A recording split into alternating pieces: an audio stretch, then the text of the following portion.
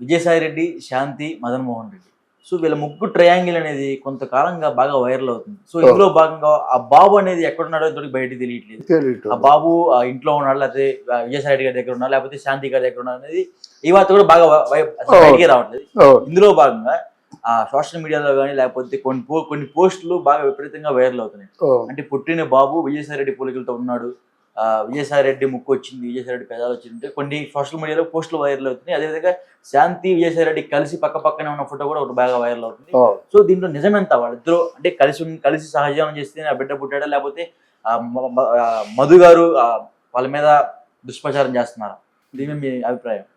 ఇక్కడ నిజాలు ఉన్నట్టయితే విజయసాయి రెడ్డి గారికి ఉన్న పరపతికి ఎప్పుడో ఊహించేసేవాడు. ఆయన పెట్టుకోగా జర్నలిస్టులతో పెట్టుకున్నాడు. ఈ సందర్భంగా ఒక విషయం చెప్పదలుచుకున్నాను. అంటే జర్నలిస్టు అరే ఒరే వాడు వీడు ఇంకేదో ఇలా పిచ్చి కూతలు కుయ్యవలసినటువంటి కుసంస్కారాన్ని ముందుగా విజయసాయి రెడ్డి మానుకోవాలి. ఎందుకంటే తన ఏదో ఇంకా సింహబలుడు అనుకుంటున్నాడు, చచ్చిన పాము అనుకోవటం లేదు. ఆయన చచ్చిన పాము మాట్లాడకూడదు. ఆ పార్టీ అంతా ఆయన చేతిలో పెట్టినప్పుడు, ఆ సజ్జల చేతిలో పెట్టినప్పుడు ఏ ముఖం పెట్టుకొని నువ్వు మాట్లాడతావయ్యా? అందులో నువ్వు ఈరోజు జగన్మోహన్ రెడ్డితో నీవే తప్ప ఇతఃపరం పెరుగా సంరక్షింపు భద్రాత్మక అని ఏనుగు మొసలి పట్టుకుంటే ఆ లాస్ట్ పద్యం మాట అది. ఇంకా దీని తర్వాత నువ్వు తప్ప ఇంకెవరు రక్షించలేరని చెప్పేసి పద్ధతుల్లో జగన్మోహన్ రెడ్డి గారికి అప్పీల్ చేసేంత వరకు వచ్చింది. అంటే నీ వాదనలో నిజం ఉంటే ఇంకొకళ్ళు అప్పీల్ చేయవలసిన అవసరం లేదు. ఎన్ని పరిణామాలు చూసినప్పటికి కూడా అంతిమ తీర్పు ఎప్పుడు సత్యానికే ఉంటుంది. అప్పటికి ఏదో ఆధారాలు దొరుకుతాయన్నమాట. లేకపోతే సత్యమేవ జైతే అనే మాట ఇన్ని యుగాలుగా వస్తుందంటే ఎప్పుడో చెరిగిపోయేది సత్యం జయించకపోతే. కోర్టులు ఎందుకు, న్యాయస్థానాలు ఎందుకు, ధర్మమూర్తులు ఎందుకు, ఎన్ని తాళ వేసుకుని కూర్చోవచ్చు. అంటే ఇంకోటి సార్, ఆంధ్రాలో ప్రెస్ మీట్ పెట్టడానికి విజయసాయి రెడ్డి భయపడి ఢిల్లీకి వెళ్ళి ప్రెస్ మీట్ పెట్టాడంట, నిజమే అంత? ఢిల్లీకి వెళ్ళి ప్రెస్ మీట్లు పెడతారండి. అంటే జర్నలిస్టులు గట్టిగా అడుగుతారని ఇక్కడ ప్రెస్ మీట్ పెట్టలేదు, ఢిల్లీ వెళ్ళి ప్రెస్ మీట్ పెట్టాడు. అవునండి, తనకేదో స్నేహితులు అని ఈయన అనుకుంటున్న వ్యక్తులు తాలూకు అండ దొరుకుతుందేమో అనే ఒక చిన్న ఆశతో పెట్టుంటాడు. కానీ రాజకీయాల్లో ఆ గెలుపు గుర్రాలనే చూస్తారు, వాళ్లతోనే చేయి కలుపుతారు.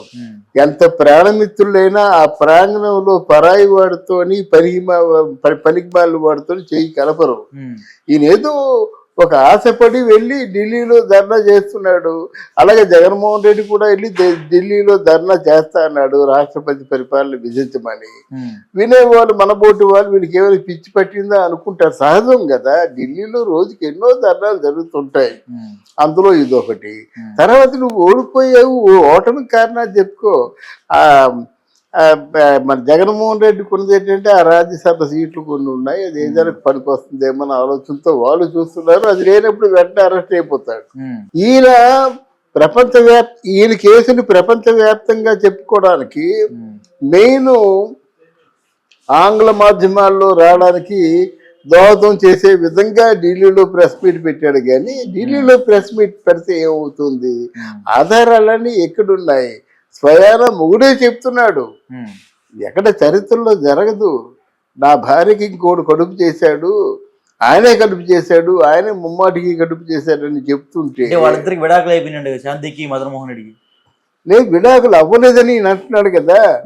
విడాకులు మా సాంప్రదాయంలో ఇప్పుడు తలాక్ అంటే ముస్లింల్లో ఎలాగైతే విడాకులు అయిపోయిందని పరిగణిస్తారో మా తాలూకు ఆ జాతిలో ట్రైబల్లో ఏదో సంప్రదాయాలు ఉన్నాయి, అలా ఎప్పుడో అయిపోయిందని చెప్పినప్పుడు కన్ఫర్మేషన్ తీసుకోవాలి కదా ఈయన దగ్గర నుంచి.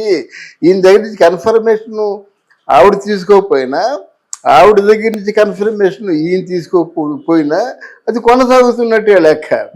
ఇదేంటంటే ఇక శాంతి జీవితాన్ని గురించి కొంచెం వెనక్కి వెళ్ళి ఆలోచిస్తే ఆవిడ ఓన్లీ అసిస్టెంట్ కమిషనర్ గా ఉంది. కానీ కమిషనర్ కంటే ఎక్కువగా తోటి అంటే ఉద్యోగుల్ని చాలా అరేంజ్ చేసేది, చిత్రహింసలు చేసేది. ఇంత గుప్పిడి ఇసుక తీసుకొచ్చి ఆ ఫైల్ మీద కొట్టింది. ఇట్లాంటివన్నీ మనం వీడియోలో చూస్తున్నాం. ఎవరో చెప్పిన మాటలు వినడం కాదు. ఆవిడ ఎంత యారగెంట్గా బిహేవ్ చేసిందంటే వీడియోలో చూస్తున్నమాట. తోటి పని వాళ్ళందరినీ కూడా అంటే ఆల్మోస్ట్ చాలా పురుగుల్లా చూసింది మాట. తర్వాత శాంతి జీవితంలో ఉన్నది ఏంటంటే డబ్బు అంటే ఒక పిచ్చిలాగా ఉంది. ఇప్పుడు అసిస్టెంట్ కమిషనర్గా ఉన్న వ్యక్తులు ఎవరైనా ఒక విల్లాతో సరిపెట్టుకుంటారు.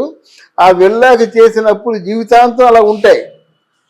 4 కోట్లు విల్లా అంటే వీళ్ళ దగ్గర 1.5 కోటి 30 లక్షలు ఎంత ఉన్నడితే మిగతా డబ్బంతా ఏదో బ్యాంకులోంచో ఎక్కడి నుంచో లోన్ తీసుకోవాలి కదా, ఉంటాయి.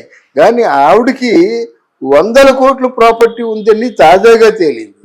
ఈ ప్రాపర్టీ మాట ఆవిడ అందు ఏదో సెటిల్మెంట్ చేసుకున్నప్పుడు మాకు ఇలాగా నాకు ఉన్నాయని చెప్పింది. సెటిల్మెంట్ లూజ్ చేయడం ఏంటి, చేసేవాళ్ళు చేస్తారు. అంటే ఆమెకి గిఫ్ట్లు కూడా చాలా వచ్చినాయి అంట.